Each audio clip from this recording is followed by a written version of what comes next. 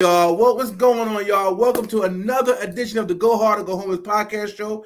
I am your host, Jeff Trills, and I'm super excited today to bring you another amazing guest. Let me tell you something. Before we get into this guest, you guys got to understand that the podcast is definitely on fire. The podcast is definitely on fire. And so what I want to share with you guys is, if you're watching live right now, go ahead and like and subscribe to this channel and never miss another podcast show. Also, if you're listening to the podcast and you want to attend live every fourth Sunday of the month, go ahead and text the word podcast to 470-333-1430.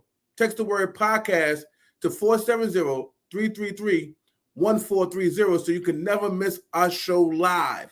Now, today, I got the business strategist to speak to you guys today. This is one of them times that you want to tap in. If you have a brick and mortar, click and order, and you've been looking to get your business off the ground or get to a place where you are like the big boys to get any kind of funding that you want to grow your business and scale it as you need it, the business strategist, Ms. Alleah Clarke, is going to break it down for us on today. So if you got a business and you know somebody who got a business, share this with them right now. Let them know to get on the podcast live. And if you're listening to the podcast on the podcast show, just listen up closely, guys, because this is going to be an amazing source. Like I always say, you know what time it is, right? It's time to go hard or go homeless. Let's go. I remember being homeless, and that's the moment I decided to go hard.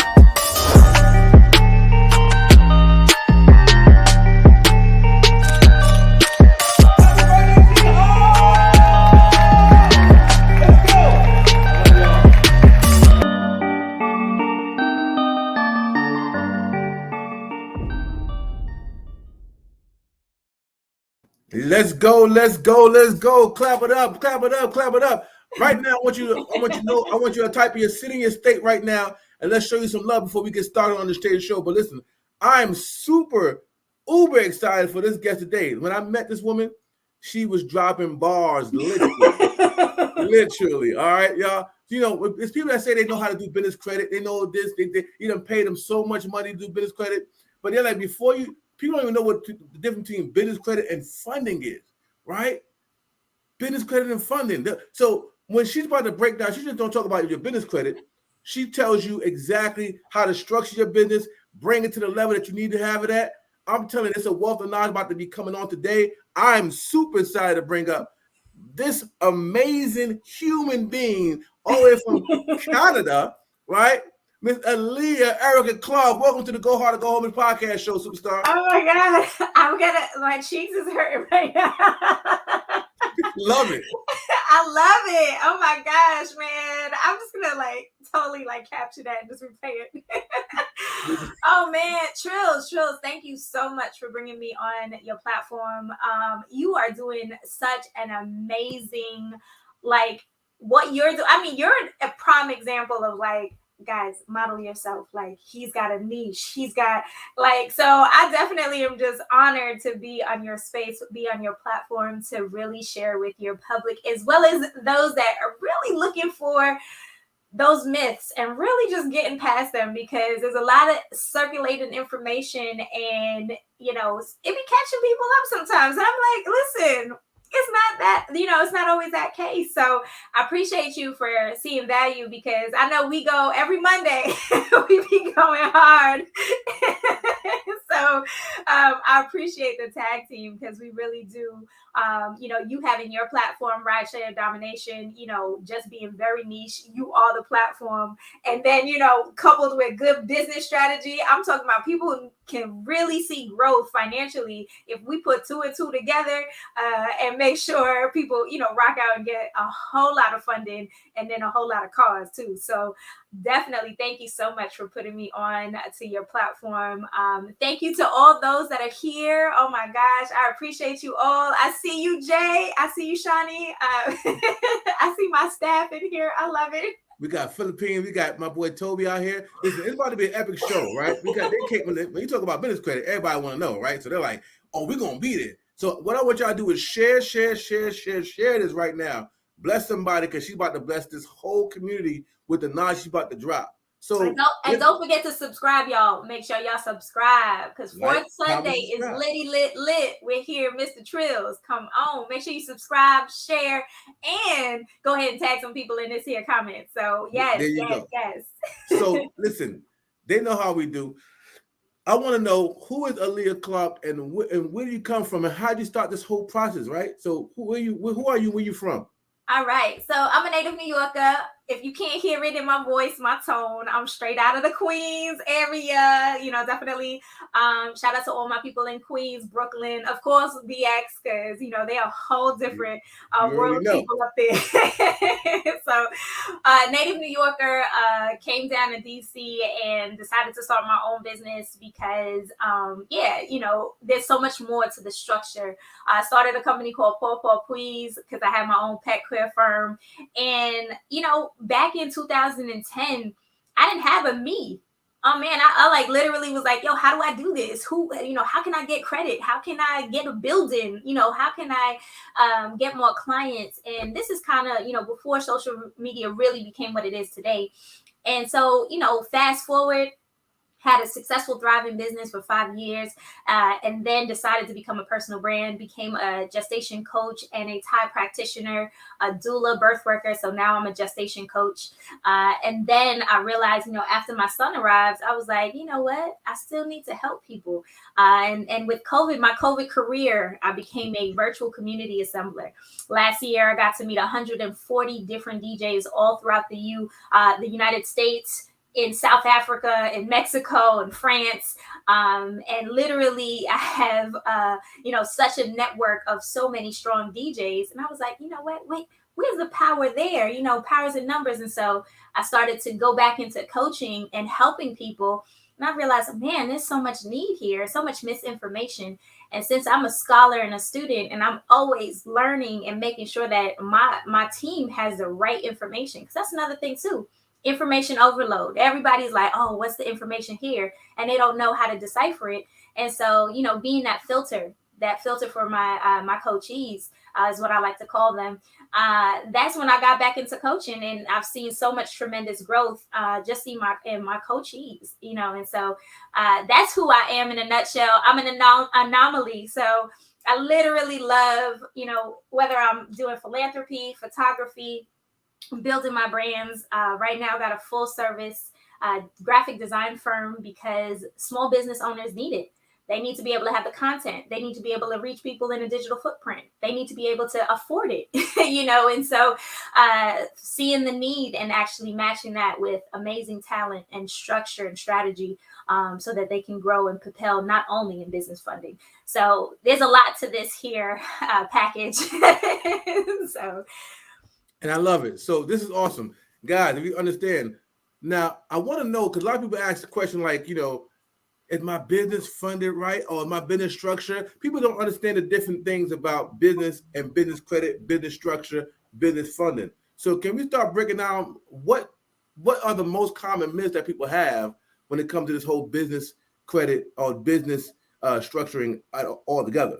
Oh man, I can think of two that I get hit with all the time. Hey, Leah, I got my business credit card from Bank of America.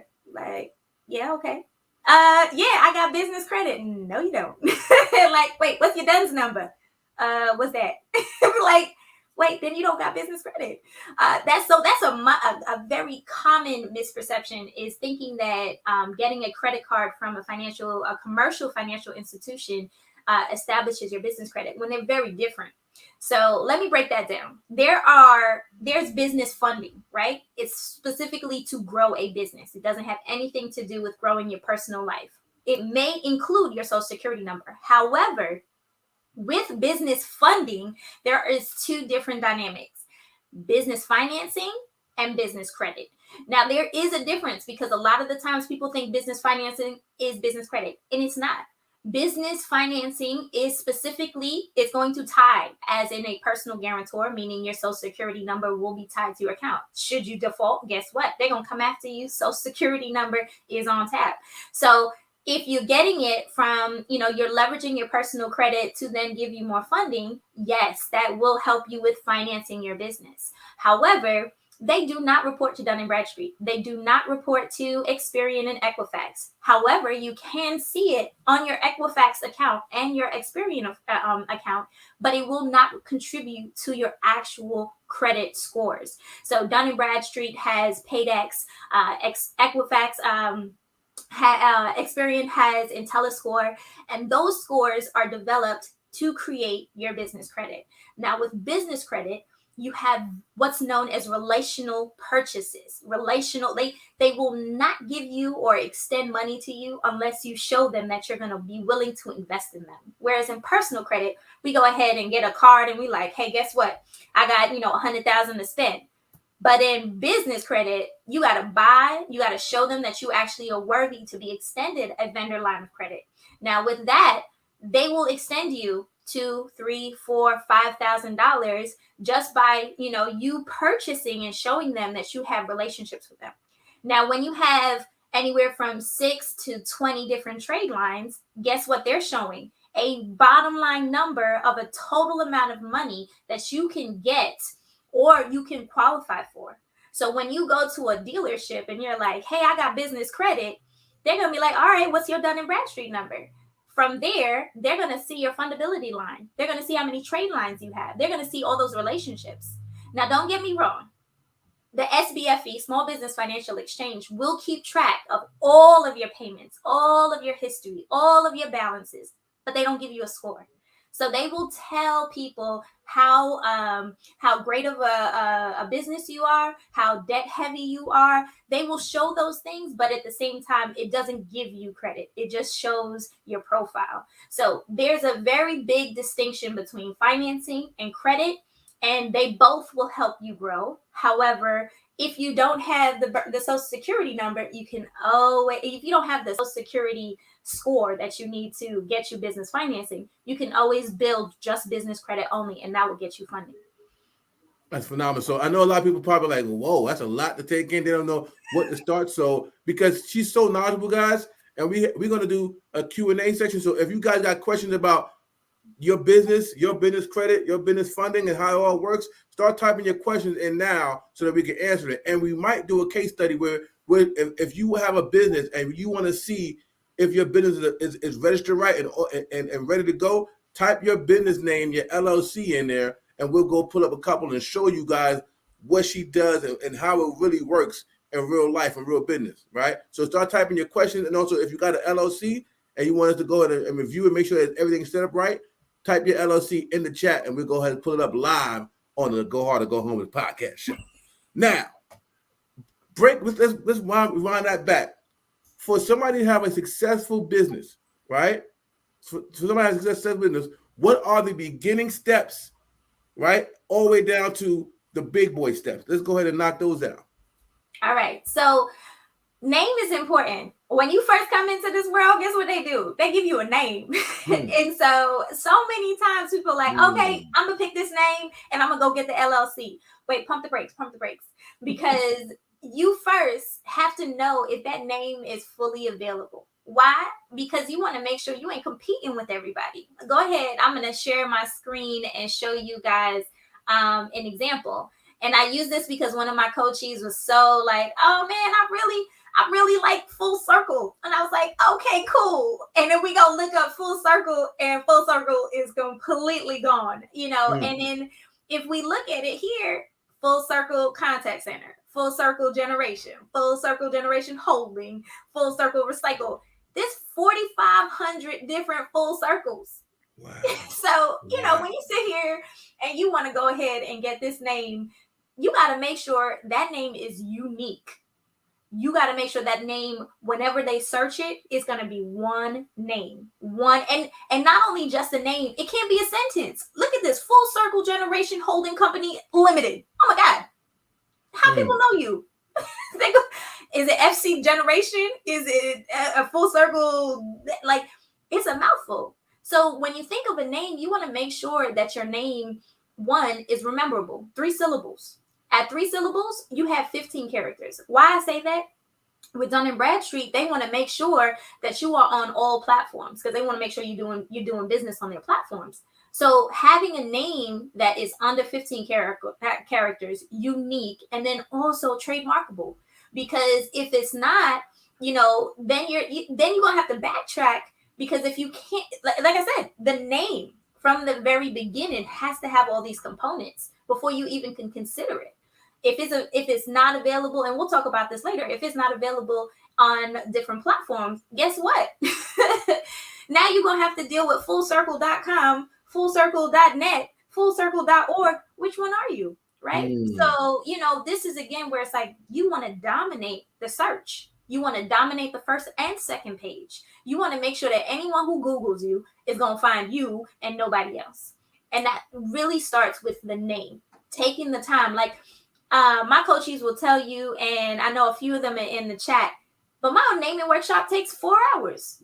The most that I've done is 6 hours, but it takes 4 hours to pick up a name that is literally fully across available. And when I say that, there are times we're like, oh man, this name it sounds fat, like I love it. And then we go search it, and guess what? Somebody else thought of it first. So now it's like, nope, not your name. And it's not even, you don't even want to do deviations. So full circle dot generation. You don't want to do that. Why? Because if you do, how is your customer going to know it's a dot in between generation and circle? And so it's that way. You don't want to lose your client. You want to have that name across the board. And so, that's just an example of me showing you like just the plethora of names that are out there that are very commonly used that can put you at the bottom of the pile. Now, again, we see 4,500 names here. What if you on page like 20? And then not to mention, the Dun & Bradstreet number is a global number. So that means we're competing with people in London, China, South Africa, United States, all over the world. And even then, we don't know who you are or where to find you. And so now we got to look through all these pages to find your business. And guess what? At some point, some people are like, oh, it's okay. They didn't invest their time. I won't find them. So that's how you have cross filings, misfilings, all of that, because your name is not unique. So name is important. That's the first thing. All right, awesome. So what's the second thing? Let's get into this. It's about to get real good. So you guys got your name. What else is going on? All right, go ahead. Let me go ahead and bring this up. Booyah. So this is what I give out on my Socio Tap. So if you haven't tapped into that tap, go ahead, Socio Tap it. This is business legitimacy and credit starter. Now, the goal of getting funding isn't so that you can just get money. It's actually to have a business, a legitimate business that can be credible and that can be fundable and that can also be scalable, because we don't want to get into a business just for the moment. And then all of a sudden, we move out of it and then move into, another business. No, build a solid business that can carry you through time. Even, that's, again, how we can have those generational companies. So this, again, from the beginning. So if you notice here, I've mentioned, the name at first, then your business address. Put it like this. If I was a funder and you asking me for $2,000, $3,000, maybe even $20,000, and then I go and look and I Google you and you at your home, I'm not going to give you funding. You know why? Because you haven't invested to even move your business out of your home. Oh, but, Bill Gates and the like started in their garage, but they didn't stay in the garage. Microsoft is actually incorporated in all 50 states. So no homes, no garages, no residence, because that will show people, and even put it to this. This is a map called the Metropolitan, the Metro and the Micropolitan Statistic Areas. Now, this is the same map that will show your metropolis economic centers and your zones, so they can know. What does that mean? I know. I'm the dummy proof guy. I need to know what that really means. Girl, talk to me. What does that mean? So the economic zones are basically your commercial zones. So you're going to be looking at industrial parks. You're going to be looking at where all corporate buildings are. You're going to be looking at downtowns. You're going to be looking at where most of the businesses congregate in this particular region of the state or the city. And if you notice, there's light green to even dark green, and then there's like heavy green. Why? Because that's where the metropolis economic center is booming. So that's where all the businesses go. And so if you're in a white center area and you're like, ooh, I operate business, they can see that you're not in a mech. You're not in a mech zone to say, hey, I'm actually going to be supported by other businesses to help grow my business because I'm in a business center. So this is, again, where they underwriters can see where you are actually located. Your address is located. So it's important that when you are located in a mech zone, that's when they can say, oh yeah, you take this seriously. You're taking your business seriously. You've invested in yourself. Versus if you're in a residential area, guess what? They see that you just your mom and pop shop and you haven't taken the money to your own money to invest into your business. So that's when, again, it's like the commercial, the corporate or the virtual. So you can't get a lease. That's cool. You may not have the money for it just yet. However, if you get a virtual address, which has been a second best, I recommend you getting it with the established virtual centers that offer leases versus like iPostal. A lot of people are like, man, iPostal is mad inexpensive and I could do iPostal. But you know what? When you look up iPostal and you look up their history and you look up their profile, you look up their actual corporate profile, you know what it says? They are a mail drop center. So you saying you doing work out of the post office or this mail drop center, again, you're not taking your business seriously. So if you do things, go ahead. So how does one know which one is the ideal thing to build their business address from? Like, what kind of research can they do to say, okay, this is a mail post center versus these are actually reputable companies that you can actually get what do you call virtual offices from? So you want to know what they started out as, because iPostal now does corporate leases, but guess what their profile says? It's almost like you saying, I'm doing car rentals, but technically now I'm doing consulting. You know what your history is going to show? Car rentals. So if you do anything cars, guess what? It's going to show car rentals. So it's the same as the mail drop centers, where it's like that's what they were known for. Now they're expanding their operations, but it's still registered with them. That NAICS code, that 6 code, that NAICS code, that SIC code. Those are your business industry codes. When you have those, it's still with you. It's still with your history. So you want to see what they started out as, like DaVinci Virtual, Opus. You have Alliance. You have Regis. If you ever seen a Regis Center, you will see a big old Regis on the top of their building. Why? Because you can actually get a lease from them. So they do corporate leasing where they provide you a space that you can actually operate on. So know for these companies that they started out as this, that will help you, because then it gets into, do you have a corporate lease with them or do you have a mailbox? But it won't go into the detail because everyone knows the reputability of Regis. They know the reputability of DaVinci. They know the reputability of Alliance because they actually provide you spaces. So this is definitely, where you want to make sure, okay, where's this? Because there's a lot of them that are popping up. There's a lot of them that are, there's actually a law office in Wisconsin, because that's actually where my son's company is. My son is 3, so we've got a virtual office over there. But at the same time, this law office actually provides you with a corporate lease, even though they're getting your mail.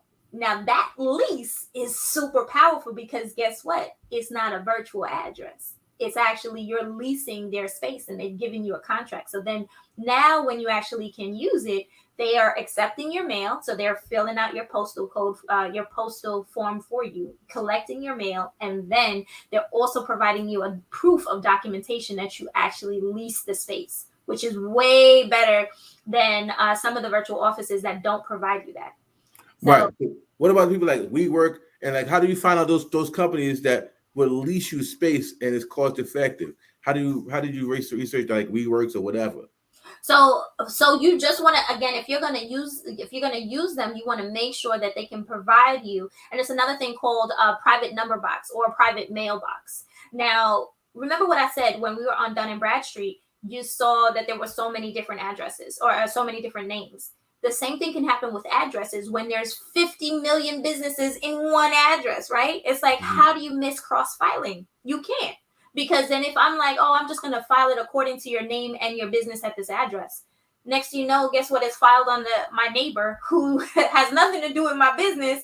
And then I could get their misfilings and I can get their errors just off of poor address, and so sometimes you want to make sure that if there are multiple businesses that are operating within that organization, you want to be able to get your own suite number. You want to be able to get your own private number box or private mailbox, which identifies specifically, this is your department, this is your company, this is your address, and there is not going to be a misfiling because they have to include on every documentation that PMB number, that suite number that is identified just to you. It's so funny you say that. I had a similar issue when I was trying to list my business on like the not for one, but Google's business. And then when I call back, I'm with Opus. When I call back Opus, there's certain locations that you can get your own personal suite number. Okay, because the office I'm at right now, everybody has that one suite number, but there's certain locations that will give you your own personal suite number. And I like that because, like you said, it identifies in my business because I'm the only one with that suite number within that company. So that's very powerful that you said that. So guys, understand what you said. If you guys got virtual accounts and everybody got the same suite number, start to re-identify another, either in the same company or another company that would give you your personal suite number or your personal mailbox number. And once we identify that, we have to go back into the IRS and our what's that, Secretary of State to update those that information, correct? Yes. And see, that's another reason why it's like people jump the gun and they put their LLC at their home. And then if you can't see it here, which it doesn't even show yet, but number 10 is like basically that's when you incorporate, when you have everything else, because a lot of people, they will have to pay money to the Secretary of State. And depending on what state you're in, it's going to be costly. Thankfully, in Colorado, for my business, it's $10. But, in some other states, it might be a way costly change for you, especially if your name also isn't and a part of the naming is when you have a risky industry. Car rentals, anything financial or anything car heavy, cash heavy, that's gonna like red flag you if you put it in your name. I know so many people, especially us being in the car rental space. Oh man, 1, 2, 3 rentals, like no, like bad naming. Why? Because you put in yourself.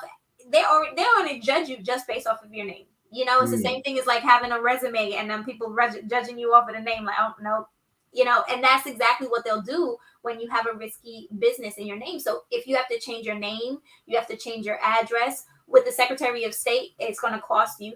The IRS ain't really reliable. So if you send off the name change and they don't actually process it, then you got to keep sending it, making sure that it's actually registering, because again, underwriters can see the information from IRS, Secretary of State, and every other database. Even if we don't have access to those databases, everybody has access. Our underwriters have every access. LexisNexis. If you're on personal credit, you know about LexisNexis, you have to freeze that account. But for business, they do the same thing. They will compile everything on the internet and basically give it to anyone who wants to know details on your business. So you want to make sure that you set your name out right the first time, because then you don't have to worry about like the IRS not changing it and it being an old address, because that's another thing too. If you got a one address over here on your bank, one address over here on your IRS, one bank over here, one address over here on your Secretary of State, literally they're gonna be like, wait, are you legit? Like, what's happening? Like, you're questionable. And that's another thing, is like, you want to make sure streamline information across the board eliminates questionability. And with questionability comes, people perceiving that you're going to be fraudulent or not fundable, because they're like, I don't want to risk my money with you. So It's important to have these things in place. Awesome. So we talked about the virtual addresses. Now we're talking about business numbers. How important is the business numbers? Oh my goodness. Oh gosh. Please, guys, stop using your cell phones. They can see it. They can know that your phone is a cell phone number. Please stop using Google Voice. That is not a business number. So when people sit here, one of them myths, oh yeah, you can get a business number with Google. No, you cannot. Let me tell you this. Just like every website, every social security number, every fingerprint at some point is in a database, right? Same thing with phone numbers. The owners of the phone numbers, where they come from, what type of phone number it is, it's all in a database. So if I look up your phone number, even if you can't see it, I can see you have a voice over IP number, aka Google, or aka Sideline, aka chat, like all these apps, Text Now. They can see that. They can see who owns that number. Likewise, if you have a local number versus an 800 number, that just you having an 888 number shows them you've invested to make sure you look like a business. Even if you get Grasshopper and you want to look the entrepreneur's phone system where you have, a call center going in, you can forward that to your personal cell phone. But the number you give out should look and should appreciate your company by showing that it's a legit business. Now, I use RingCentral because RingCentral is an actual hardware phone provider. No Magic Jack. Woo! No, Magic Jack is a voice over IP. Like, don't do it. Do not do Magic. Anything digital, anything app related is all voice over IP. It's going to be an application. It's not. What I was saying about RingCentral, they can actually give you hardware.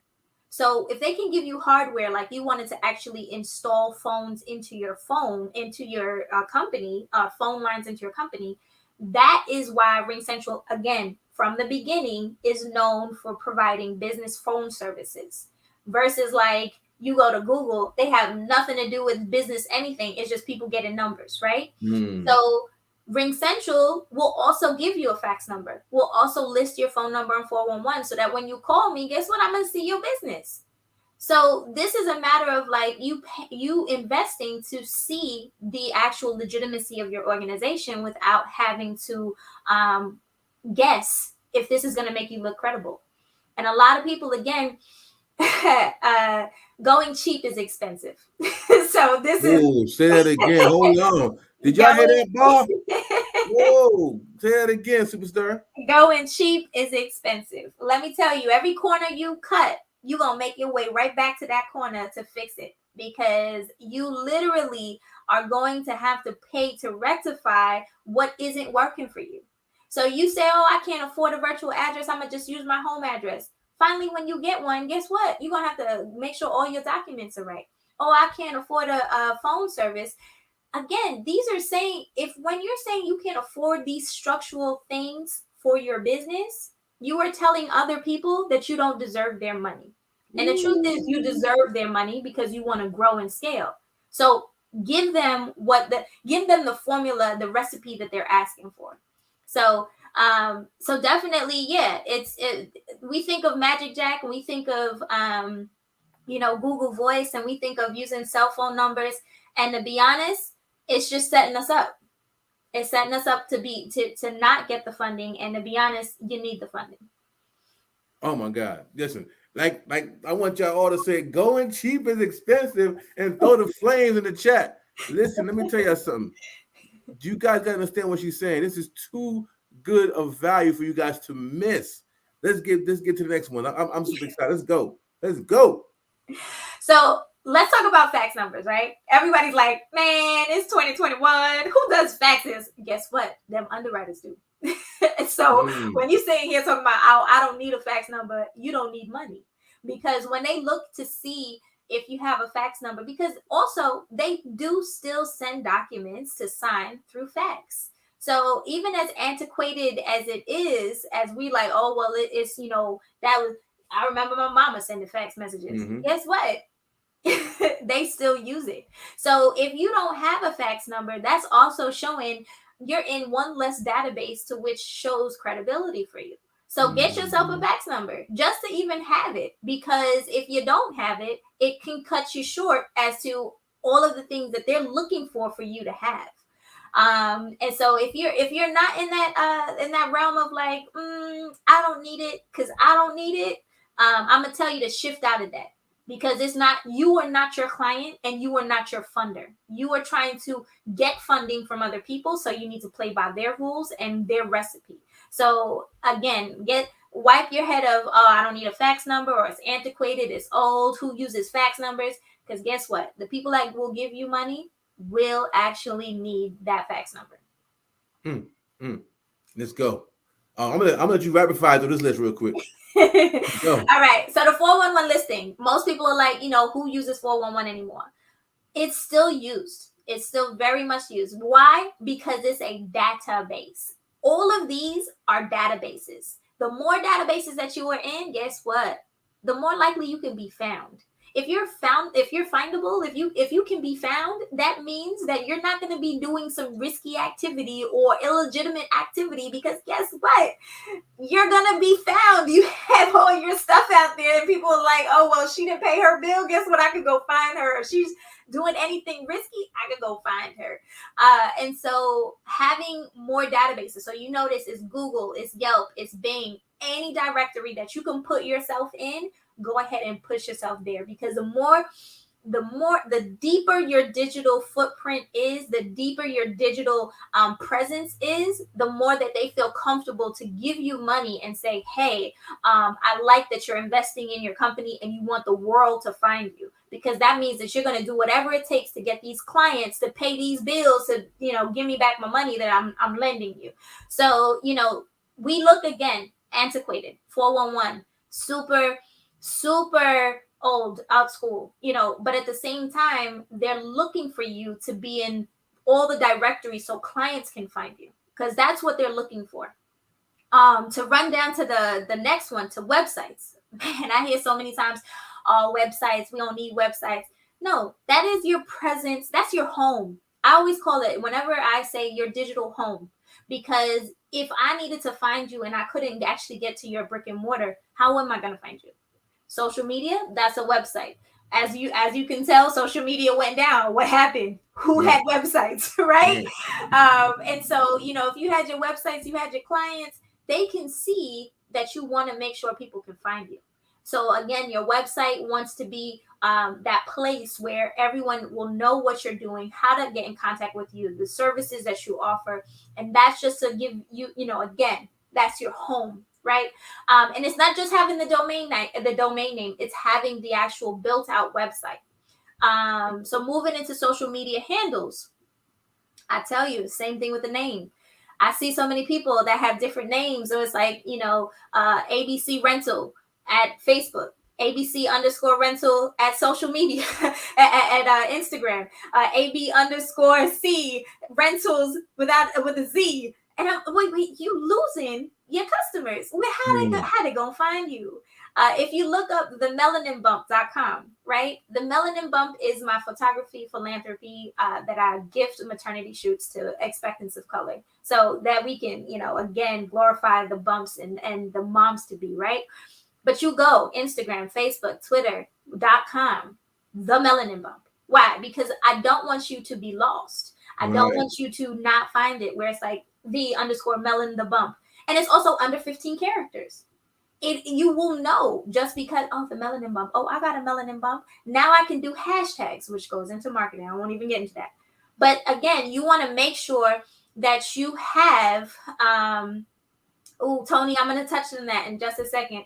But you want to make sure that your social media is uniformed. That, that's why I say, if your social media is one of them is not available, it's not available on all of them. Your website not available on .com, because who goes to .net, .org, unless it's a nonprofit? Who goes to these other extensions, right? And so even in my name, culturedcredit.coach, it's like I'm teaching people from live examples. Like, if you wanted to find me, oh my God, I can't find you. Is it culturedcreditcoach.com? Is it culture.coach? Is it? I am actually a living example of what not to do. Rather than teaching you and showing you, do it this way. But no, see what your experience is. Like, I don't like that. I can't find you. I don't, you're not right. That's the confusion that happens when you don't have the right name and the short character and the synonymous name across the board. So Tony mentioned something that's really key too. When you have a virtual address that you don't have a lease for, they tend not to give you a Google listing because there's so many people at that address. So then how do they differentiate you, especially when they know the primary leaseholder is the person that actually gave you the virtual address? So this is again where it's like they know that it's a virtual address. Google knows that, but they're not gonna, with too many people at that address, you're gonna have difficulties with your Google listing. So thank you, Tony, for bringing that up, because a lot of people think, oh yeah, I got a virtual address, I can get on Google.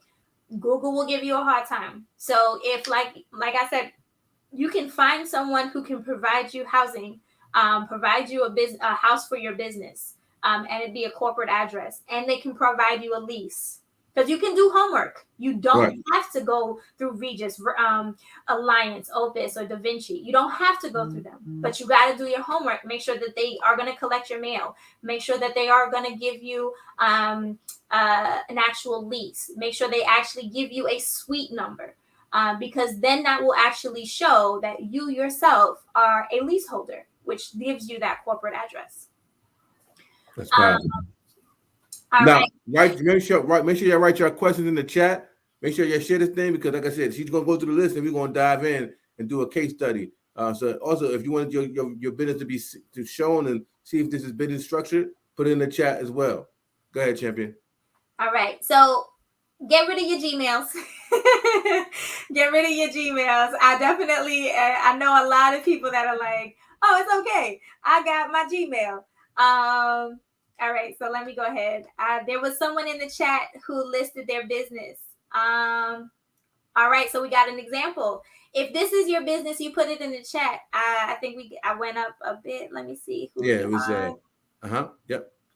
I think, what's your name, love? Martina. Was it Martina? Okay, so Martina, if you notice from example, let me know which one is yours, because we got one in, literally, you see this. So there's like 2 custom designs, one in Virginia, one in Hampton. I'm sorry, Newport News, one in Hampton, one in Michigan, one in North Carolina. And then we have, I believe it's Youngsville, North Carolina. Is that yours, Martina? Yeah, you can come up on screen if you want to, sure. Yes, that is mine, the very first one for Youngsville, North Carolina. Thank you so much, Alleah. Oh, you're welcome. I appreciate you. I copied it before I lost it. I was like, oh, let me make sure I get this. So, it's just like, you dating somebody and you be like, oh, let me go ahead and Google you, right? It's the same thing with businesses. Like, hold on, let me go ahead and look you up on Dun & Bradstreet, right?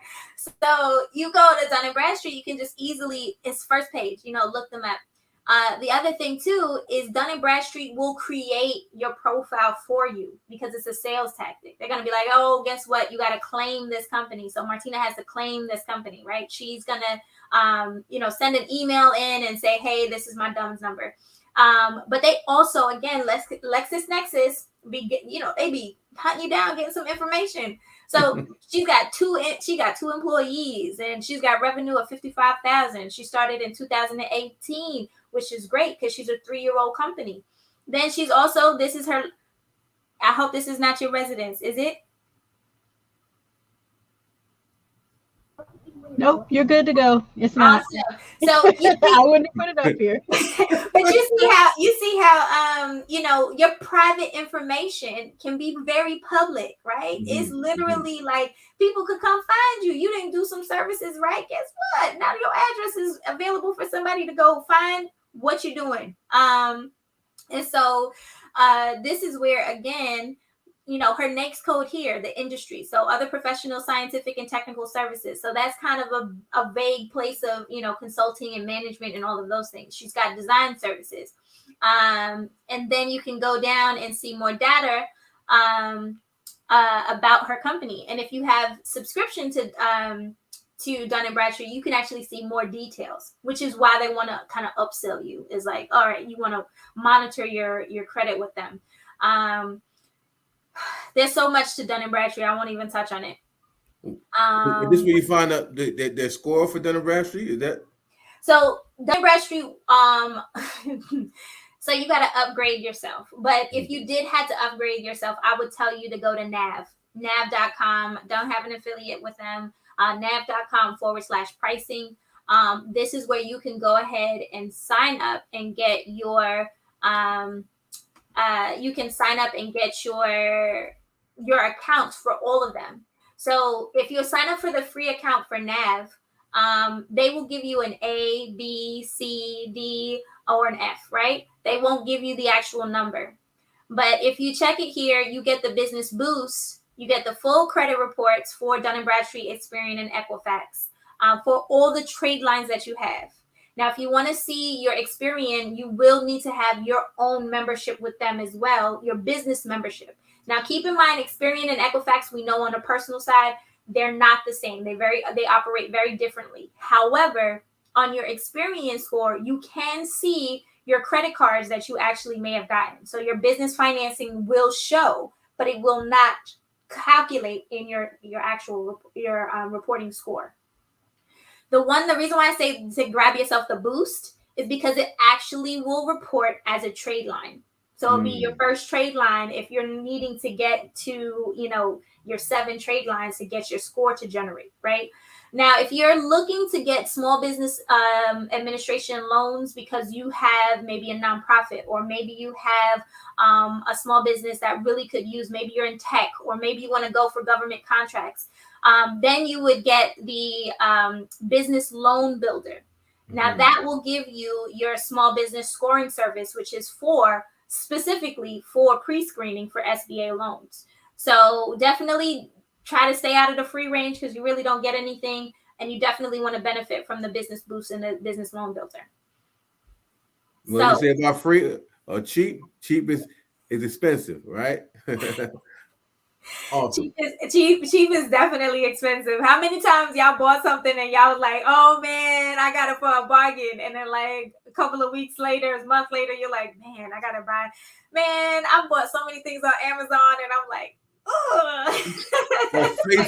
or Facebook, people bought so much stuff off that Facebook sponsored stuff. They get it. It's a box of breakups. You know what I'm saying? And then you gotta be like, man, I wasted money and I can't get the product I need. It causes you stress too. I mean, cheap is expensive. It costs you a whole lot, not just your money, but very right. We're gonna get to some more of your businesses. They want to see they've been looking like. I know, they like what. You know what? I actually am curious to know how many of you, if you have your NAV boost, go ahead and put fires in the chat. I really want to see that. If you have it, I want to commend you on getting that, because that's we're going to talk about that in literally.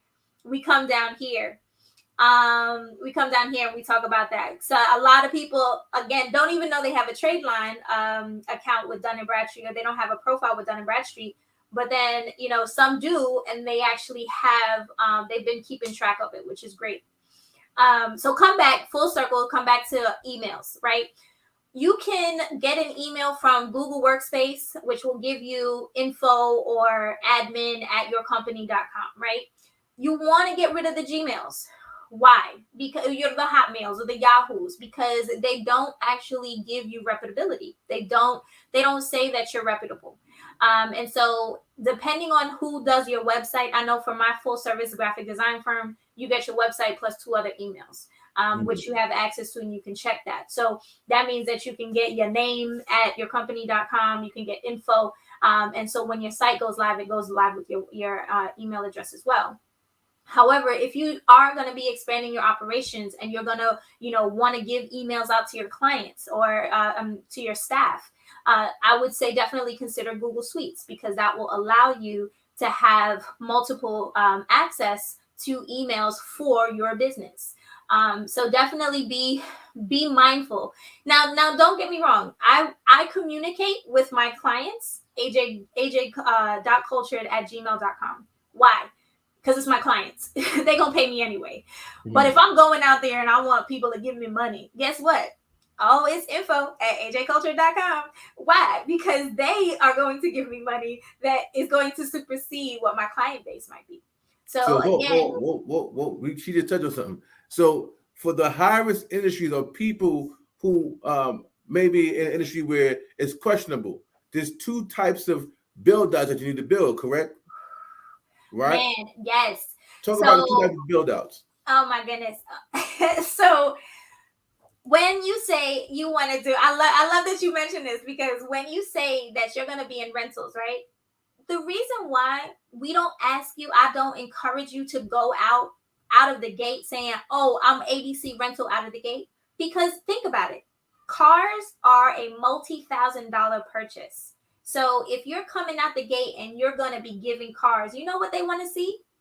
They want to see that your investment deck is thick, meaning it's hundreds of thousands of dollars that you have available to you. Now, if you just coming out of the gate, oh, I'm just using my car, I'm going to use it, they still see you as risky because you have not invested multi thousands into your business. And then you're going to come and say, hey, I need more cars from you. That's why you're risky. Because if you want to say that you're in cars, you need to have cars, and not cars from when you get them from other people, cars before you ask for money. So this is why I say, consulting is always safe, because you can always consult people on the information that you learn. Once you've learned it and you've mastered it, go ahead and teach it. Once you teach it, you become an e-commerce business. You can become a consultant. And guess what? Now you can build that profile. But if you are in things like Turo, or you're in, rideshare, Airbnb, which is, because you can use your payday score, you can use your business profile to secure corporate leasing and arbitraging. However, if you come out of the gate and you're like, hey, I've got all of this, you shoot yourself in the foot. So you can still build your company for business funding. So it's what I call a business funding profile. That's going to be everything that is literally on this list. However, you can have a client-facing profile. Why?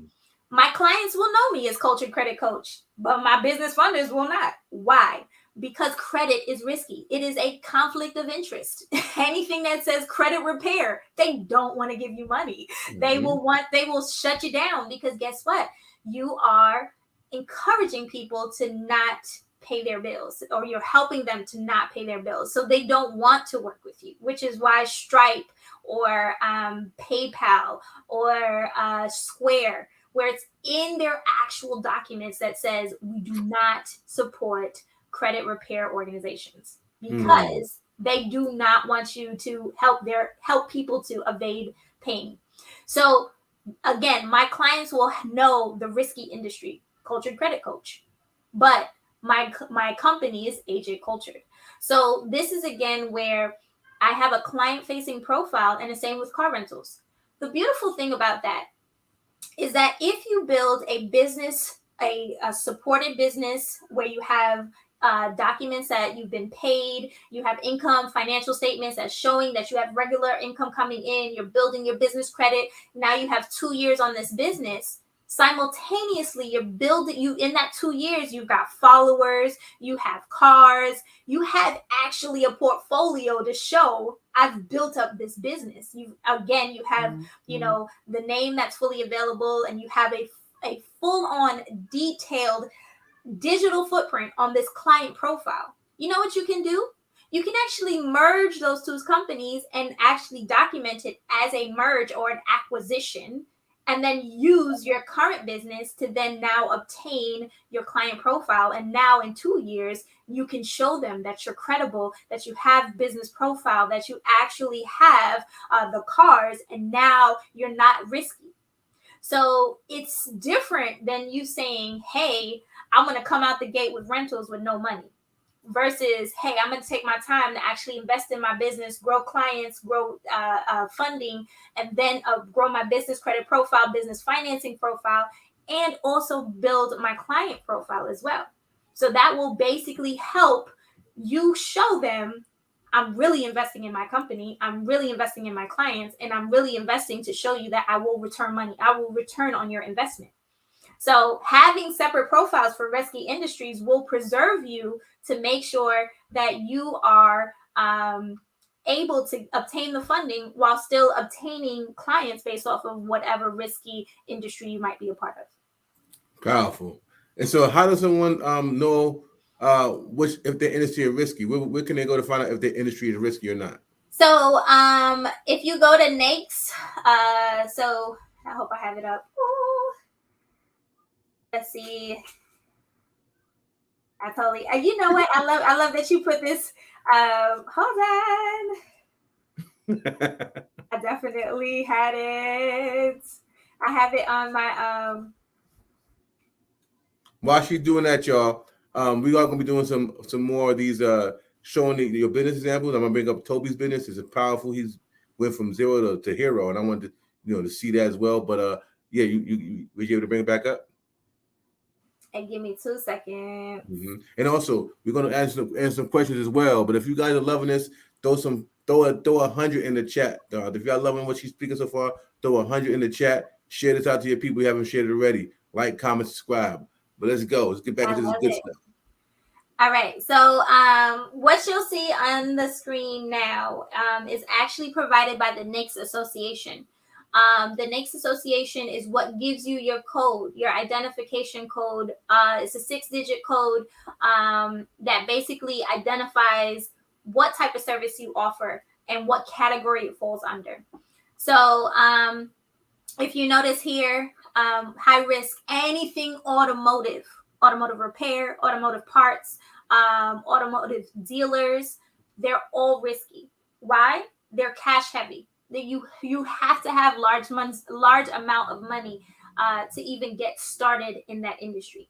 Notice casinos, travel agency, risky because again, travel can be impacted by such things as the pandemic or such things as tumultuous weather, right?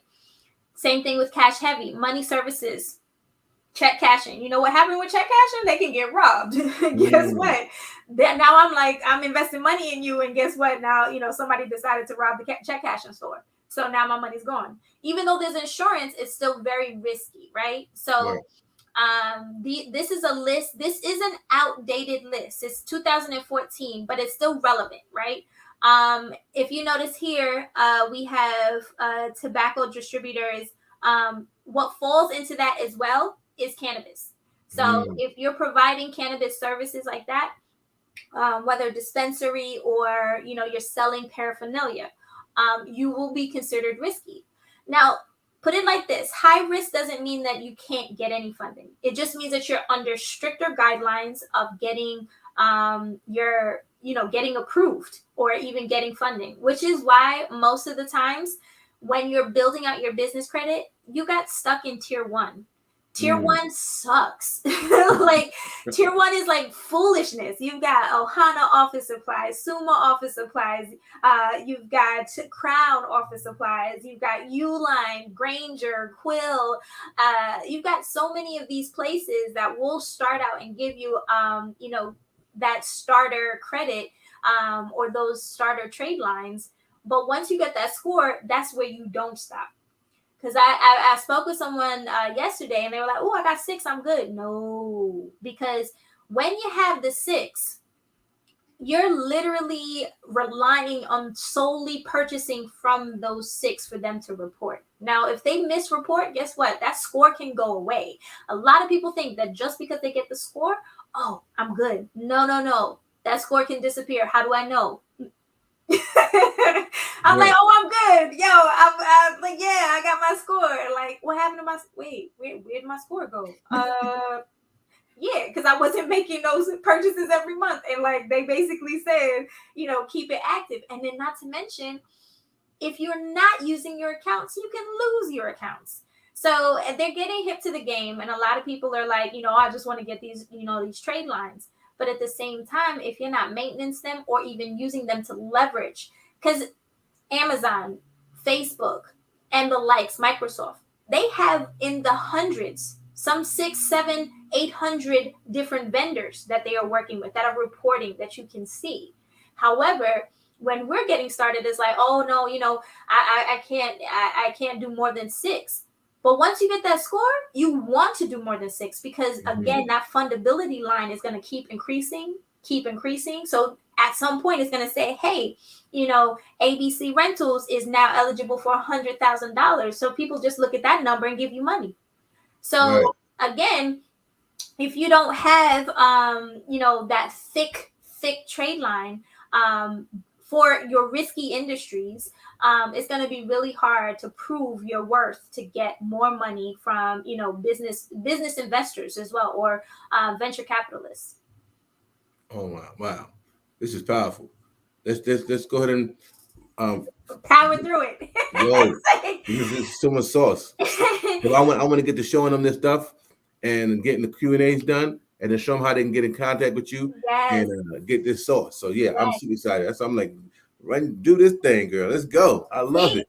Toby in the chat, I love you, Toby. You dope. Toby was like, Walmart has 528 net trading accounts. This is when you know how other businesses that are thriving are operating, and you want to be at that level to get money. Look how much money gets thrown to Walmart, you know, and it's like, you as a small business, you're not thinking that you're a small business from the start. You want to think and put yourself out there to be a big business, to grow and to scale. Because when you do that, that's when you can, again, keep that credibility. If you look over here, legitimacy promotes credibility. When you are legit, then you are credible. If you're doing illegitimate things, you're questionable, right? Credibility will motivate fundability. That means that when they see that you're credible, they're going to give you some more money. What is that? Hold on. That's another bar.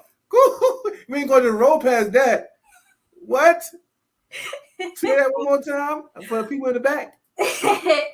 So when you're credible, you're fundable. When you're fundable, you can be sustainable. Why? Because they're going to give you more money because you're credible. That's the thing. If you are not showing that you are credible and you can't handle somebody's money, you're not going to get no funds. So this is where once you are credible and you're credible, that will open up doors for people to throw money at you. Now, when people throw you money, what happens? You can sustain yourself. Most businesses fall within the first 2 to 3 years, not because they don't have a product that works. They fall because they don't have the funding to keep going. We got a lot of solopreneurs that haven't graduated to entrepreneurs. And the reason for that is like, great, you own a job. You are working this job and you work in every other department. But at the same time, when you have money, now you can hire somebody. Now you can hire the digital artist. You can hire these people to help. You can pay for ads. Again, funds will help you sustain your organization. When you're sustainable, that's when you can scale. You can scale upwards because of the simple fact that now you have a strong base. You have a strong foundation to which allows you to build a skyscraper versus a shack. You got a solid foundation, skyscraper. You got a weak one, guess what? You just building a shack. And let them 3 piggies come down, those 3, money pigs come and blow you down. Guess what? There goes your business. So, when you're scalable, that's how you can last the times. You can be durable. You can change. You can evolve with the times. And then you can make sure that that's, again, how your business can become a family business and you could pass it on to the generations because you did so with making sure that you are a solid foundation, credible, fundable, and sustainable. So this is, again, why it's important that when we are looking at, getting money, look at more than just getting money. Look at the fact that, am I set up right? Do I have the strong foundation? Do I have all the things? For instance, number 9, even before you get your incorporation, your logo and your brand kit. What's your company colors? Anybody in your chat? Let me know what your company colors are. Because a lot of people don't take that time to give themselves. It's almost like you have your name and now you want to put clothes on your organization. You gave it some, you gave it some food and some sustenance. Now you got to put clothes on. That's what your logo and your brand is. You're giving it an identity of this is what you should know of my business, right? And so if you have a logo, good. If you have brand colors, you know that it, and even there's a science in marketing to colors. Earlier this week, Jeff and I got to witness Ashley, who talked about the psychologies of colors. It's just, and that's it's been a time tell that people relate to colors. You look at red, ooh, feeling in love, feeling the heat, feeling the hotness. Ooh, I could, feel invigorated. You see blues, you feel chill, you feel calm. There's different kind of approaches, which is why we want to take the time to give ourselves, our companies, brand colors, right? Even the teams that we like, Orange Men, we got the Knicks, look at the colors, right? And again, there's psychology, the colors. And so now we get to incorporation. Once we have everything that we've secured everything, we've got our full profile. Now, when we send off our documents to as Secretary of State and we send off our information to the IRS, guess what? Now we know we're not competing with nobody because our name is unique. We've got our logo and trademark, and that's actually going in with the date of our incorporation, because at some point, if you notice number 13, you can trademark your logo, your slogan, what you're known for, because now all of that's a part of you starting your organization. And so incorporation may look different for different people. For instance, I know I'm from New York. I've been all over the United States. I'm definitely all over the North America region. My company lives in Colorado. No matter how much that I leave and I move around, never move your business, because it will again cause risk. Why is your business moving so much? And it will show that you're unstable, right? And so, if you're moving about, leave your company where it is. Hence, my son was only in Wyoming in utero. Like, it's the only time he was in Wyoming. But guess what? He gonna have to go there at some point, because that's where his business is. So, this is again where, as long as we have the structure. So if you're depending on what you want to do, some benefits, some of the tax benefits can benefit you in certain states. So definitely do your homework about that. I'm going to touch on one thing that it revolves to incorporation. And I found this out recently because of a coachee. A lot of people are like, oh, let me go ahead and buy this Shelf Corp. Man, let me tell you about a Shelf Corp. It's great because it gives you the years. But what they don't tell you is that some of these underwriters will look at your reinstatement fee. Your reinstatement date. That's right. Your reinstatement date is when you obtain the actual Shelf Corp. It's not going to go back to when the Shelf Corp started. And so when you're looking at that, you're better off actually going down the street and asking if anybody wants to close up shop, or if you put out posts like any businesses closed. Why? Because if you put that ad out that says looking for businesses that are closing, guess what? You don't have to reinstate nothing. You literally step in, purchase their business from them, and then go ahead and file a name change. They can file a name change. Now you have obtained bank records, you've obtained IRS documents, and you've obtained a full company. And all you have to mention on your paperwork for update is, guess what? Merger and acquisition. So now you've obtained, because this business is closing, versus you actually going and buying a Shelf Corp off the shelf that basically can harm you anyway. And some of these businesses that are closing up don't even know they have Dun & Bradstreet numbers, and all you have to do is claim it. So there's ways around. Now, can you do the same thing with an online business as a brick and mortar? Is that same thing that will still apply? So yep. So when you're doing e-commerce, and I'm glad you asked that. So if you're doing e-commerce and a brick and mortar is going out of business, you know what looks credible to you is that you own now real estate. Like having real estate in your LLC's name exponentially boosts you up even more, because now you're really trying to stay around. Now you in the record of deeds. now you really trying to show them that not only you're going to be around, but you got to make sure you make money to support this real estate that you have. So owning real estate with your LLC is absolutely going to help you exponentially with funding, especially from private lenders as well. So if you are an e-commerce business, please consider. Arkansas, you can buy property. You can buy a lot of land for like $500. I'm telling you, Arkansas is for sale, by the way.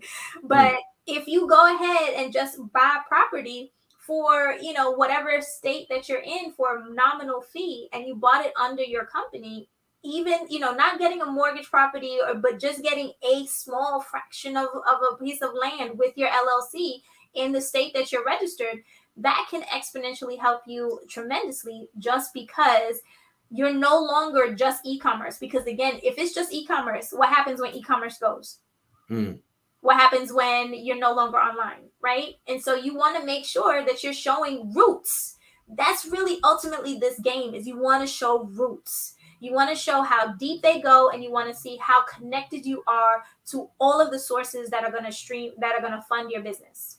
Wait. So you mean to say I can go and buy the land, not a building or build anything on the land, buy the land, put that land in my business name, and now it's showing that I got solid ground in a state. Lord, baby Jesus. Did y'all? Oh, Lord, baby Jesus. And trust me, if you're doing short-term rentals and you're doing corporate arbitrage, and you're showing that you actually have land in your portfolio, you have your Dun & Bradstreet number, they're not going to ask you anything about you. They're going to see that your actual company is enough and has enough to show that you can handle a corporate lease. Listen, hey, yeah, listen. Are we gonna have some more sources coming up for sure? I'm gonna roast through the 16, the other 4, because like I said, a lot of people, when it comes down to myths, a lot of people have misperceptions, and it really doesn't have to be. It's just making sure that you have the right information. Your business bank account can be local. You can choose multiple banks. You do not have to have one bank. Why? You don't want to put all your eggs in one basket. Should something happen with one bank, it seizes all your money. You want to make sure you have an accounts receivable department over here. Whoa. Did y'all hear that? Okay. Most of us think that we can't have the same business opened up in multiple bank accounts. We think we can just have one bank account, do another business name, another bank account. She's saying if I have XYZ business, I can open up XYZ business in Chase, Bank of America, blah, blah, blah, and diversify my portfolio throughout the bank, so that somebody try to freeze this bank account, I still got liquidity in these other 5 or 6 banks. And to mention that, the FDIC only insures up to $250,000. So if you put $1 above $250,000, that dollar is no longer insured. So if you're making 6 figures a year or more, $1 million a year or whatever a month, you need to make sure that you have multiple bank accounts that's under $250,000 in each account. Go ahead, talk your talk, girl. Oh, and please, guys, please do not put your business accounts in the same house as your personal accounts. Do you know why? Because when the IRS what do you mean when you say that? Oh man, so a lot of times people are like, oh, let me go ahead and open up this business account over here, and I got my personal checking account here. Oh, let me go ahead and put it in the same house. If the IRS decides to audit you because your LLC is tied to your social security number, unless you up corp to an S corp or C corp, where it actually separates the EIN and the social security number, you will be tied to your business. So this is, again, if you put your personal and your business in the same house, guess what happens when they want to audit you? Hey, I'd like to order all files for John Smith. This is the social security number. You know what they're going to do? They're going to pull everything attached to that social security number, including your business and your personal. But if they had to audit your personal, then they have to do the work to get to the other personal bank account. But it's easier for them to get everything in one house if everything is in one house. Wow. See, I didn't even know that, y'all. So you wouldn't want to have your personal in a separate bank outside of your business. So if all of us who have bank accounts with the business and the personal, and we're not a S corp or a higher corporation, we better make some moves, baby. Yeah, make some moves. That audit, and granted, it's not it's whether or not it's going to happen. It's more of when it's going to happen. It's because that's the thing. It's like, again, a lot of millionaires were made last year. Guess what? There's going to be a lot of people wanting to know where that money came from and where it's going. You notice, with even, and this is, again, you want to definitely talk to a CPA, but even when you're establishing your business, you want to take that into consideration. How can I separate from the start, even though my EIN is tied to my social security number, how can I separate from the start me, my business? And so if you have that in mind, same thing happens with your business bank account. The other thing too, if you have accounts receivable and your money's coming in there, but then you have payroll because you're paying other people, but that's an escrow account, you want to actually be able to separate, keep those things separate, because it's going to be a bookkeeping nightmare for them to have to go through and figure out, is this accounts receivable? Is this what money is? So again, it even starts from the beginning to organize. You can do digital banks. You can do digital banks like Coastal, which used to be Blue Vine, or Novo. You can do local banks, so things that are only local to your area, because again, local banks are trying to grow their clients as well, so they may have funding available to you that wouldn't be on a national level. You also can do a state level where there's a regional bank only in your region, only in the Mid-Atlantic area, or only in New England. But at the same time, it's more opportunity for you to get funding out of those respective organizations or those institutions, because they're trying to get you to borrow more because they're making money off of you borrowing. So you'll have more options to you as a business if you're bringing in money and you're not cash heavy, like trucking, for instance. But at the same time, that could work for your advantage too, depending on the bank that you work with. So you definitely want to look into the banks and make sure that they support you as a as your industry, whether consulting or risk. And so that will help, again, on a local level, a regional level, or even a national level. And so definitely want to consider that when you're considering your bank accounts. Number 13, trademark your company. My company, Cultured Design, was the name that I chose because I'm all thing cultured.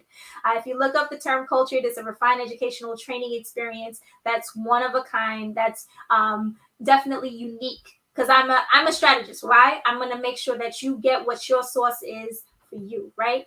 But Cultured Design, everything across the board, not available. I'm competing with 50 people. So when it comes down to the uniqueness of my name, I can actually trademark it. And being in the trademark office means that you're going to be stamped in history like nobody could ever use your name. If they do, you got to slap them with a cease and desist letter, or you can slap them with a bill to even have usage of your name. But at the same time, it gives you more power. So, yep. And so you definitely want to make sure that if you have a unique slogan like Trills, man, he got so many Trillisms. I'm like sitting here like, you need to go ahead and trademark your book and make sure everybody knows who said it. And that's, again, if it comes up in a movie and he's wait, I didn't give them permission to say that. Hold on. If that movie make $100 million, guess what? He getting a cut because his stuff is trademarked. So, it's stuff like that where intellectual property is key to maintain, just the ownership rights to it. And number 14 is business licensing. A lot of people are like, for my industry, I don't need a license. Cool. Just get a general business license. Why? Another database. It shows that you are taking your business seriously, and you want to, hold yourself to a higher standard. You're making sure that you are in a good standing on a local level, on your Secretary of State level. The other thing about licensures, be a part of your industry associations. Like if you are in rentals, join the National Rental Association. Join those associations because, again, another database and another commitment that you're making to show that you're serious about your business. And then 15 and 16. The credit reporting numbers, we talked about that earlier, the Dun & Bradstreet, your Experian. And then number 16 is where you can monitor. So we have, we can, on our personal side, there's so many places we can monitor our credit. NAV is really the only place that will allow you to see all three of them. You can't even go to Equifax and actually ask and request to see your own profile. What you would have to do is create an account as though you want to see someone else, and then you would end up seeing yourself. And so it's different for you to have to comprehensively, I'm going to go pay here on Dun & Bradstreet. I'm going to have to pay here on Experian, and then I have to pay here on Equifax. When NAV, for the nominal fee that it is, you can go ahead and see all three of them and also see which trade lines. Because that's another thing too.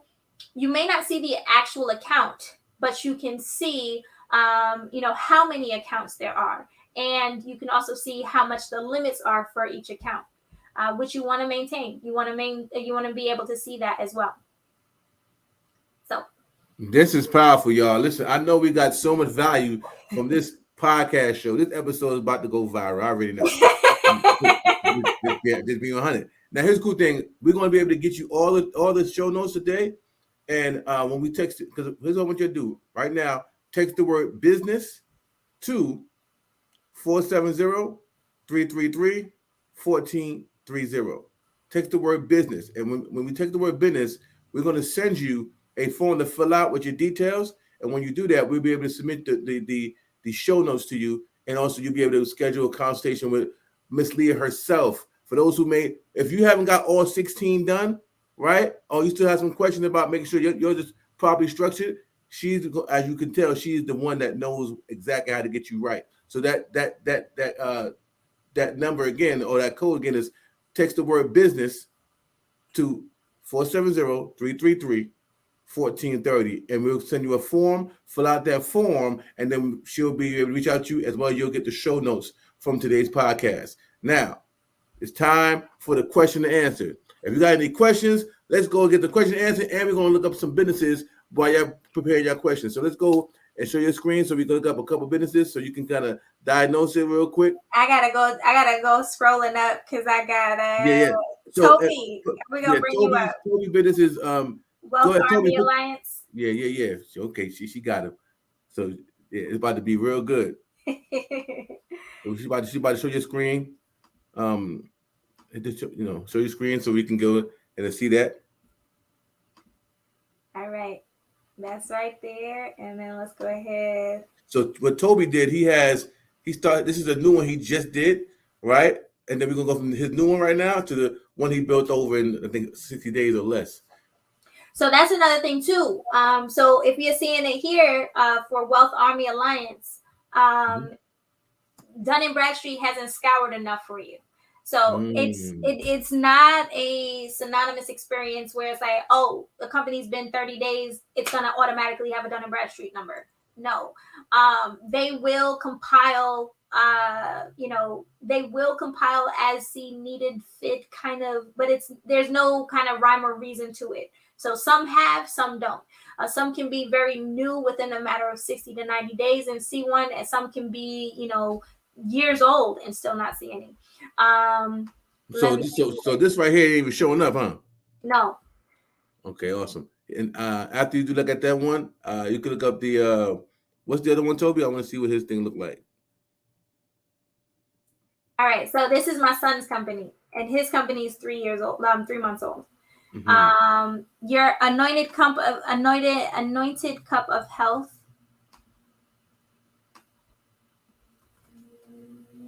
All right, we got Dallas, Texas. Woohoo!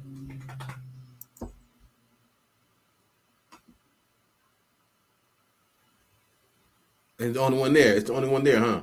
I know it is the only one. So it's good that it is. Hold on, what happened? Okay, open. All right, it's loading. It's good that it's the only one. Again, very unique name. There is no one else that he's competing with. But at the same time, Dun & Bradstreet will ask you for 3 particular profiles and social media profiles: Facebook, LinkedIn, and Twitter. So when you're when people need to find you, that's when Twitter, that's why I say it has to be 15 characters. Twitter does not go past 15 characters, and they don't use special characters. So if you're putting a period or underscore and all of that, they really want you to use letters and numbers. And so that's when they will actually, oh, you got an 800 number? Oh, yes. Oh, look at his revenue. 440. You see, and this is another reason too. People can see just off of this, oh, you got that much in sales? All right, let's go ahead and give you some money, right? He's in consulting services. So, usually management, scientific, technical, they kind of couple everybody into that. So if you're doing any kind of consulting, this is going to be your NAICS code. And then also he started in 2013. So Toby, let me go ahead and come down. Yes, you are a standalone. I appreciate you. And so, Toby, you said you have your NAV. He got his NAV. He's got his NAV, man. Oh man, I appreciate it. So, can you type in your chat what your scores are on your NAV? And while he's tapping his scores on NAV, this is now explain how this looks to somebody who's looking to fund them. So people can look at this and they won't go any further. And they'd be like, oh, 443. Oh, you only need 10,000? All right, here you go. Here's 10,000. Because they see that the revenue over 8 years has been 443,000 and all you need is 10,000. Okay, cool. But at the same time, the reason why you want to make sure that you have more than just this is, notice I'm not seeing a website. So if they wanted to do a little bit of digging, trust and believe. If people are trying to give away, they're going to know everything about you because they want to make sure that their money is in good hands. So here he's got his social media link. He's only got Facebook. And so he's showing where he's accepted. So he's actually maintaining his actual profile. So it's saying it's claimed up here. He's also got, principles listed. The other thing too, let's see. We've got the Facebook. We don't have the website. Would that be under see more context? Or would it be no. So it would be, listen, as much as Dun & Bradstreet be charging, that is one thing I do not pay for. Just because Dun & Bradstreet, the way that they work, so the history of Dun & Bradstreet is that they were a company, that standalone company that needed to be recognized for government contracts. So in order for you to move forward to get your SAMS number, you needed to have your DUNS number. But Dun & Bradstreet itself wasn't a strong organization and was obtained by the current Dun & Bradstreet that we know, which is actually why they upsell you, why they tell you, oh, you can do self-reporting for $1,000, when in actuality, what it does is, when you say, I want to report, oh, I bought Jeff Trills' course and I want to report that as a company purchase, Dun & Bradstreet is going to call Trills and be like, hey, you want to set up an account? You want to upgrade? You want to pay for this? Trills is like, nah, man, I'm good. And guess what? It's not being reported because he has to verify it, right? So I'm paying this $1,000 and it's not always going to report, even though it's a trade reference, right? So Toby mentioned his score. You got some good scores, man. He's like, he's in a 500 for his Equifax. So definitely good. Notice he's at 85. The standard is 80 sometimes across the board because of how people pay. The sooner you pay off your invoices, the sooner your score is either in the high 90s or mid 80s. So for him to have a 90 Equifax, how many trade lines you got, Toby? Who you just added your website. See, he's updating real time. He's like, yo, I just added my website. So I appreciate that. Man, listen, I was asking Trills, like, were we taking live calls? Oh, he's got 12. So I'm about to bring him up on live. Right, hold on 1 second. I love it. Oh my gosh. This takes me back to like, hello, caller. Are you there? So Toby, before he joins, he has 12 trade lines. And of that, so remember, you need anywhere from 3 to 5 reporting at the same time for a score to trigger. So he's got 12. With him having 12, that means that in that he has enough for reporting to Dun & Bradstreet, because not everybody reports to the all three. Some report to just Dun & Bradstreet. Some will report just to Equifax. However, when you do have your Dun & Bradstreet number, that will let you know, oh my God, I can go for these accounts that really want to see you have a Dun & Bradstreet, but they still won't report to Dun & Bradstreet. They will basically want to see that you have it to then extend you a line of credit, but then they report to Equifax and Experian, and that will help you to build those scores. Because like I said, the main three, Dun & Bradstreet, Experian, and Equifax, but there's also others. There's Credit Safe. There is, there's one with an A and it just totally blanked my mind. So there's secondary organizations that will report as well. So that's powerful. We're about to bring Toby up in a second. So here's the cool thing about this, y'all.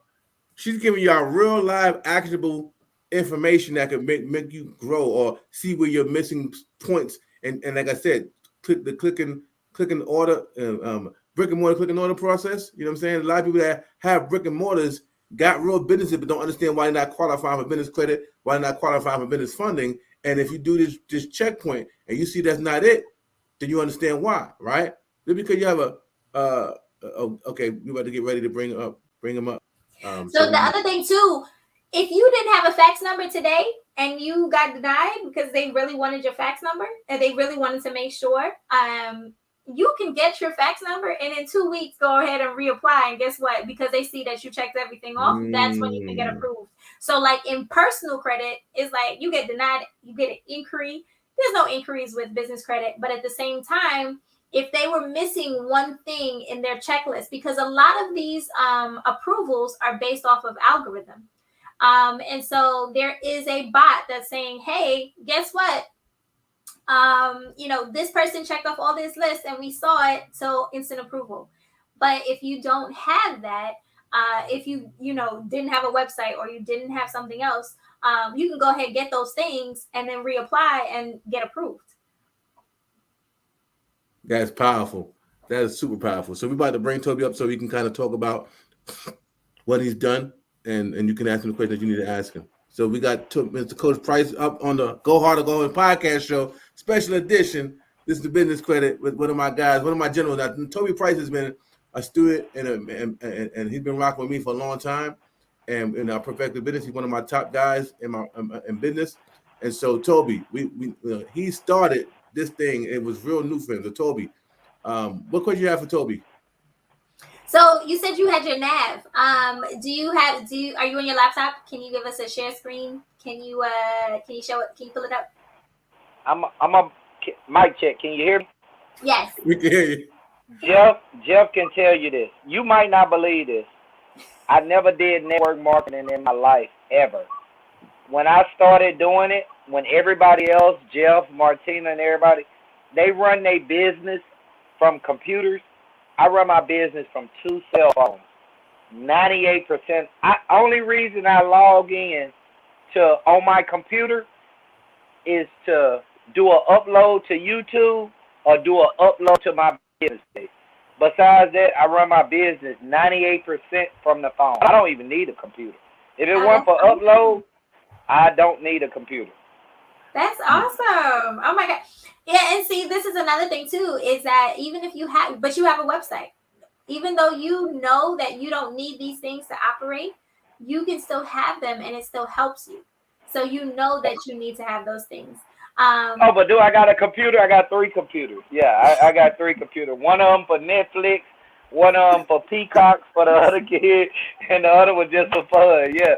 But hey, if anybody listening to this, man, Leah is spot on. You took somebody like me that's from the street, a country boy. One thing, see, like you and Jeff and Martina, I love y'all because y'all great speakers. I probably could have been a millionaire years ago, but I'm not the face. I'm the behind-the-scenes guy. Everything you taught, the ladies doing stuff, I did it. I just got approved for $150,000 Tuesday. They tried to give me $150,000. I was scared of it. Cause I'm like, damn, y'all trying to give me $150,000. Yeah, what I got? What I owe? I took $8,500, took screenshot, showed my team. They put it in my bank account. You know what I'm saying? But this the real deal. It's no shortcuts to success. The cheap way out will leave you in the gutter. I did, and I'm gonna tell you. See, Jeff will tell you, I do a lot of research. See, you named a few companies, but I done researched so. I got a list right now. I can even send it to you. I got 15 net 30 for new people starting out, when I give you these, they're not the yellow light or the red light. When I give you these here, that's a go. Like, for real, for real. And I done got so good, I just told my team, I just started on a class. I told them by December the 31st, everybody that follow my blueprint, we for the bill your LLC the right way to $1 million on blood. And you know I ain't in the street no more. So yeah. I'm gonna tell you this. A lot of the times people say that it will take you 90 to 120. No, you. Yeah, man. It's like if you follow the recipe, like literally between the two coaches on the call, no, you can literally get one anywhere from 30 to 45 days. And let me tell you how cold-blooded it was. When I paid for the training, they told me to do this, but you know Coach Price, he always go do his own thing. So they told me, okay, order this, boo, boo, boo. You need three accounts and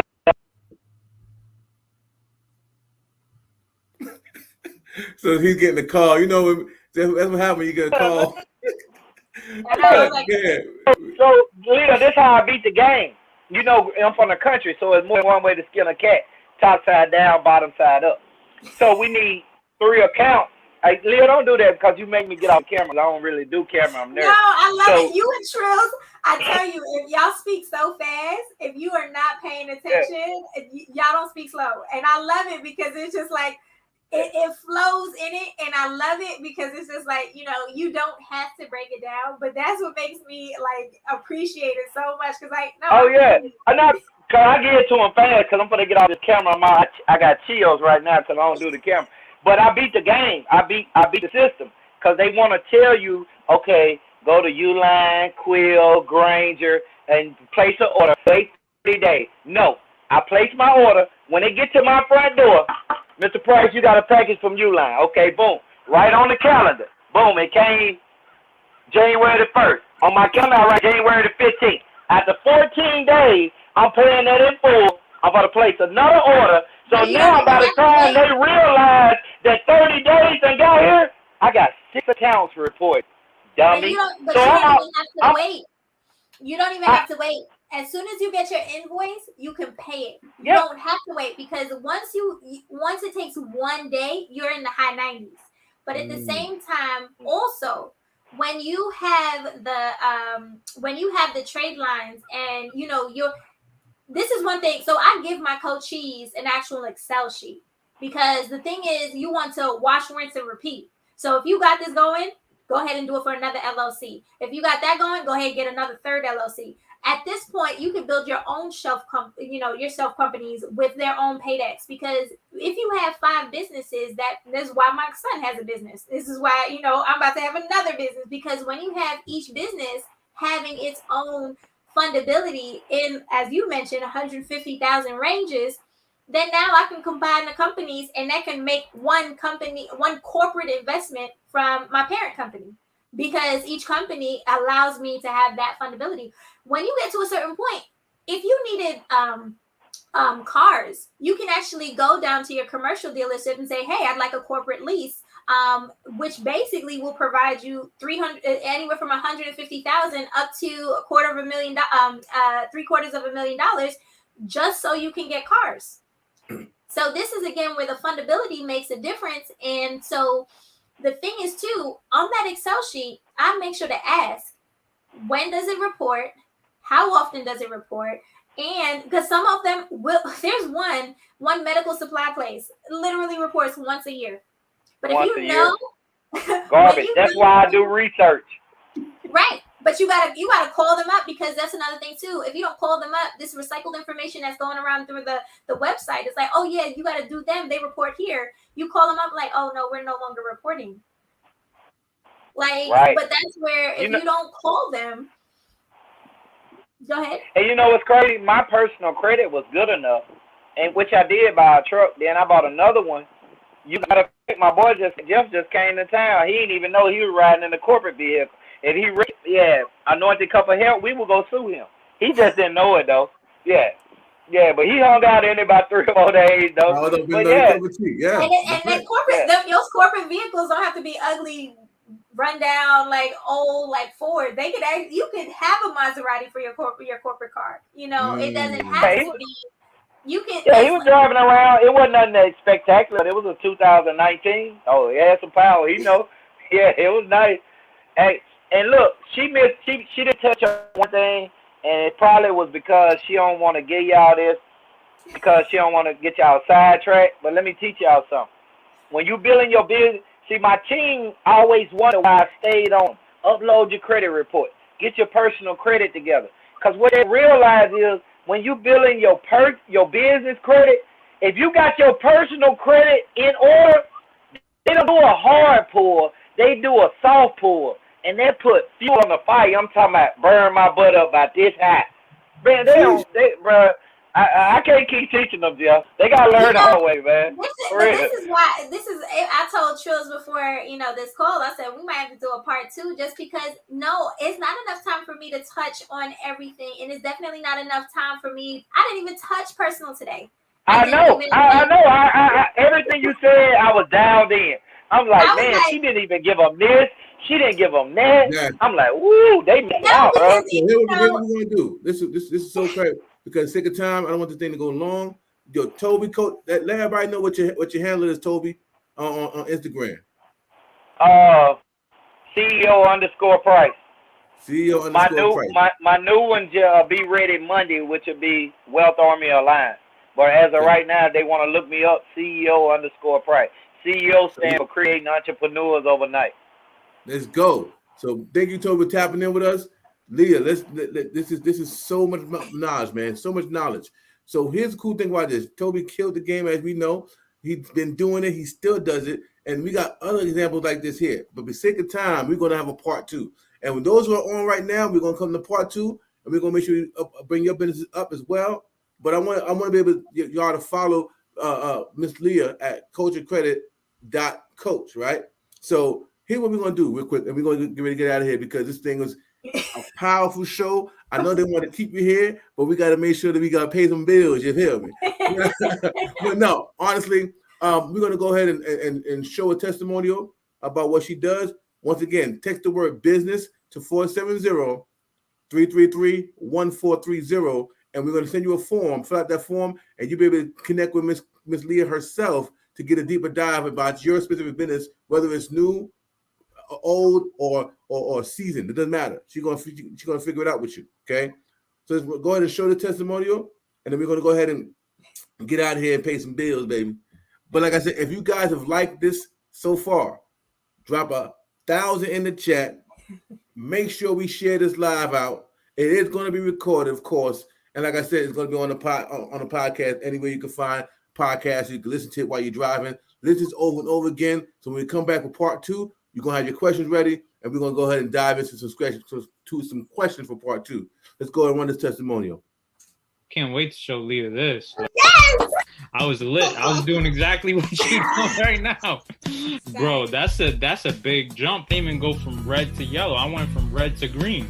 Yeah, for real though. Yeah, but I did it before and they didn't do nothing. So I guess the second time it went through. You get what I'm saying? Like, remember how you were saying to keep doing it if they don't do nothing? So yeah. I guess the second time was a charm for me, you know? So I'm not gonna lie, I was slacking for like 2 months. Still though, it's like 6 weeks. You got to see real results. Like, when from actually executing on the stuff. Yep, exactly. You made a believer out of me. That's for sure. If I never started coaching with you, it would have been 100%. I would have closed it, and you know what I mean? Started from scratch, and then, you get what I'm saying? I'd have probably joined later on, and you'd have been like, bro, you should have never did that. You know what I mean? This is the reap of the benefits of having you as a coach. This ain't just my progress. This is your progress too. You know what I mean? Woo-wee! Oh my goodness. Guys, if you guys want to get her coaching and be one of the coaches, like I said, business. Type the word business or text the word business to 470-333-1430, and we'll get you guys in her mix. Now, Leah, anything you got to say before we get out of here? So yeah, guys, all the nuggets that I have is actually being compiled into a book because I could talk a whole lot, but if you could get the sauce before coaching with me, I'm actually going to be releasing a book December 1st. It's going to be From Couch to Paydex. And it's literally a way in which you can learn all of what I talked about and even more on how to structure your business. Because even as a business consultant, it's not necessarily just getting you structured right, but actually what can you do with the money that you get? How can you leverage it? How can you create more opportunities? How can you grow in your communities and also grow in your organization?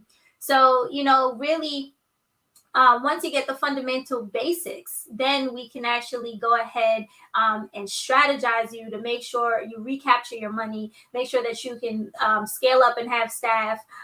Definitely want to give a shout out to Farron Franklin, who's in the chat of Maven Solutions, because of what I've practiced, because of what I've known, that I was able to graduate from solopreneur, because I've been solopreneur since I closed my pet care business as a brand, but leveling up to full entrepreneur with an actual full legit staff, full graphic design firm, because I have a team of 9.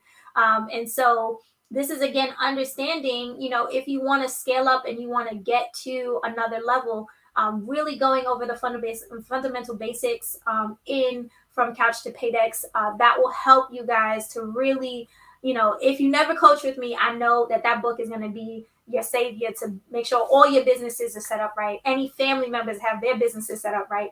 But the coaching definitely helps you get to the next level for your journey. Not necessarily, this blanket experience of like, oh, well, try this, try that. No, let's try what works for you. And so definitely helps to have a team and support. So definitely want to let you guys know that I'm definitely accepting people who are willing to do the challenge. The 45-day challenge, is basically, let's get you your Paydex, but you do have to qualify. We got to make sure that you got everything in order, because again, when you have to correct some of the things, it will take longer than 45 days because we got to wait on the respective agencies and organizations. But we definitely, I'm wanting to see more 45-day challenges, just like Chris. Because I was like, Chris, I'm like, where are you? What's happening? Like, and I'm that type of coach that be like, hey, it's me, coach. Haven't seen you in a week. What happened? What's going on in your business? Like, I'm that coach to make sure, like, get some stuff done. And if y'all ever reach out to Maven Solutions, she'll tell you in 2 months, her whole entire operation and organization grew substantially. So it's stuff like that where, I'm holding you accountable, and my program is short for a reason.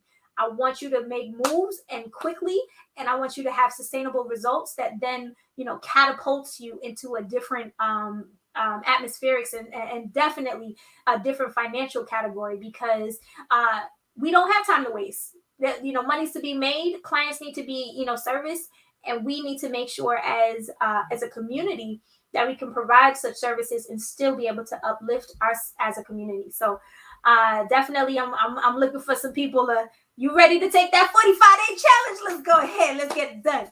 Let's go. So once again, I want to thank you so much for jumping on the Go Hard, Go Home podcast. You have been a true gem. You've blessed so many lives live on this live, and you'll be blessing so many more on the replay. Guys, once again, if you want to tap into Miss Alleah Erica Clarke, text the word business to 470-333-430, and we'll see you in the next live. Remember, be great because you are great. And y'all know what time it is. Time to go hard or go homeless. Let's go. I remember being homeless. And that's the moment I decided to go hard.